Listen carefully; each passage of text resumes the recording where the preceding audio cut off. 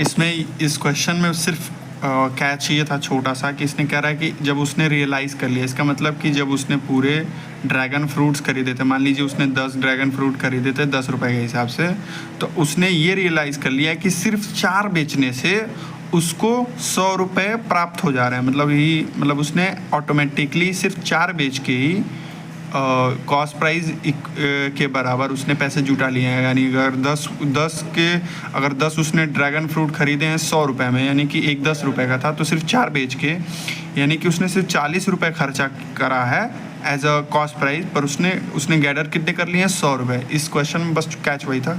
बाकी यहाँ पे भी वही है कि फिर उसने ये राइप होना शुरू हो गए हैं, तो उसने क्या किया है, जो 60% था यानी कि सिर्फ 40% यानी 4 हट गए, तो 6 बचे, 6 का 60% यानी 3.6 जो ड्रैगन फ्रूट्स हैं, यानी कि कॉस्ट प्राइस में 36 रुपये के जो इसने क्या बोले हैं कॉस्ट प्राइस इसकी जितनी लगी है उसमें इसने प्रॉफिट कमाया 150% का। ओवरऑल अगर आप निकालेंगे 40 का 100 60 का, तो आप पाएंगे कि 150% का प्रॉफिट आ रहा है। उसमें 1/3 यानी 50% का प्रॉफिट उसने कमाया, यानी कि 36 रुपये लगा के 54 रुपये उसने कमाया है।